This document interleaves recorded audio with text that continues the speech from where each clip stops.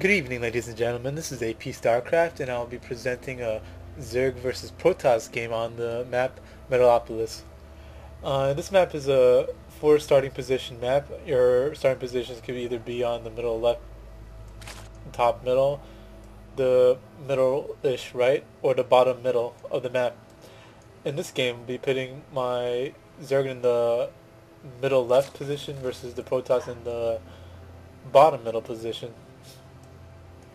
This game is a game that I'm going to be posting due to the fact that lately I've been seeing a lot more Protoss going for strong early attacks such as 4 gate or 3 gate blink stalkers.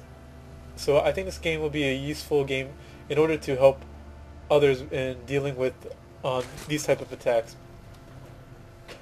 For a good while, I had noticed that these type of attacks had gone out of favor from the Protoss for some reason, but in the past few days, it seems like it's starting to make a comeback for some reason. I'm not exactly sure why this is the case, but I'm guessing that it has to do with some top player replays that had been coming along and seeing how experts were getting beaten by Protoss in Protoss versus Zerg matchups.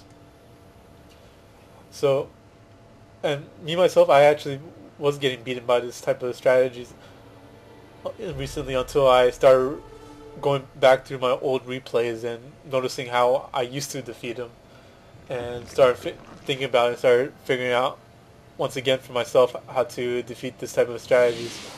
So my looks like my overlord had found my Protoss opponent down here, and I sent the drone down here to go scout out to see what he's doing. And I see that he put down a gateway over here. Nothing unusual going on. My opponent is going to find me too. He looks like he's going to put down a pylon over here. He's probably going to put down a forge. Yes, he's putting down a forge, and this is something actually you got to be careful about, because often, even though your opponent does not have a forge, he could lay down 2 pylons right here, block you out, and then he'll just lay a photon cannon right behind the pylons after his forge is completed.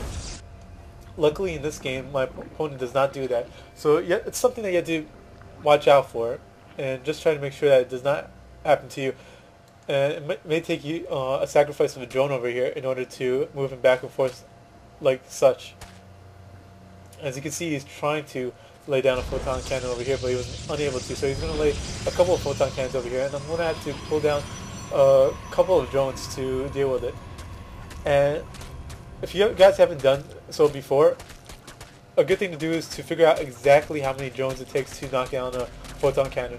If you bring 3 drones at the beginning of the photon cannon is starting to be built, those 3 drones will be able to take down the photon cannon before it completes. But if your drones get there a little bit later than when it first begins, you're going to need more drones in order to take down that photon cannon before it completes. Maybe 4 to 5, depending, once again, on when it is complete. So I have made a couple of links just to make sure that those photon cannons do not go up, and to destroy that pylon over there. So I have 6 versus 1, 2, 3, 4, 5, 1, 2, 3, 4, 5. Yeah, 6 links, as opposed to what I normally go as a 4-link opening in order to deal with any kind of zealot harassment or early stalker harassment.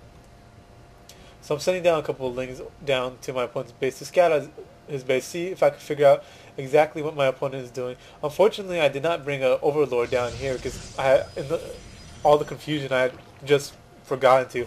But normally it's a good idea to have 1 or 2 overlords flying over here, and this overlord is all the way over here. Is not going to be able to make it there in any time in order to get a good scout out. It looks like my opponent is positioning a stalker over here in order to catch any overlords that come over to try to scout out his base. And yes, my opponent got the Twilight Cancel, and it looks like he's going to be researching Blink. Blink stalkers could be very dangerous if not handled correctly.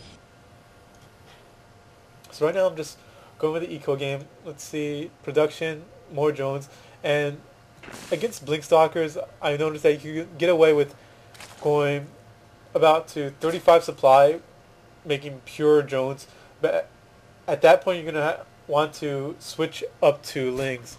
And basically, you're going to want to switch up to basically, in order to keep up with what your opponent is building, you basically have to produce non-stop lings. So no reason to be making drones anymore. I mean, as you can see from over here, I mean, we are pretty even in the harvester count, but I am ahead of him in the mineral collection rate, and that's due to me having a better drone split over here. I have some drones over here, some drones over here, one mineral line is not too heavily saturated.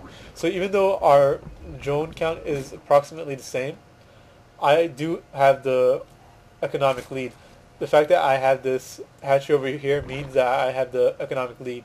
So there's no reason to feel the need to continuously keep pumping out drones with these speedlings over here until you have a good amount in order to be able to deal with his blink stalkers.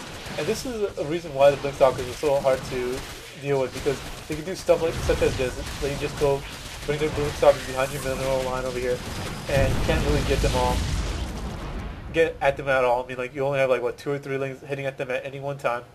So it's a good idea to try to catch the blink stalkers before they reach your mineral line. Otherwise, it's going to be a nightmare trying to deal with it. So let's see how our arm is looking. As you can see, my opponent blinked back into over here, and I do not want to engage back there because it would mean me losing a whole lot of lings. I mean, it's possible that I could take that out with the ling army that I have now, but I don't want to risk trying to take it out over here and risk losing that engagement. And looks like now that I have this amount of lings, I feel pretty comfortable with the amount of lings that I have in order to deal with what he has on field right now. As you can see, our army is fairly equal, so these amount of lings should be able to deal with these amount of blink stalkers in the open field, unless they blink off to the corner, in which case you would disengage. So knowing that my army is pretty good size to deal with what he had on the field right now, I decided to go back to drone production, and I pumped out up to 40 drones right now. So my economy has taken a huge lead to my opponents, and I also got a Hydralisk then. While I was I started pumping out drones around when I started building that Hydralisk den, and now I'm going to be pumping out looks like still lings.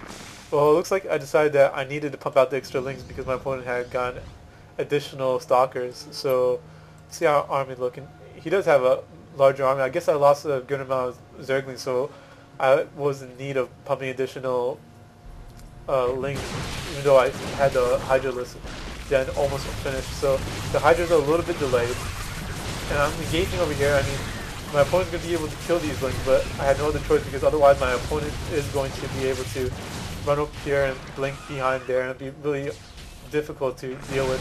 And it's going to buy my Hydralisk some time to get out. So now my opponent is attacking my spine crawlers rather, but my Hydras are just starting to come out. They're getting picked off because I only have a few on the field right now.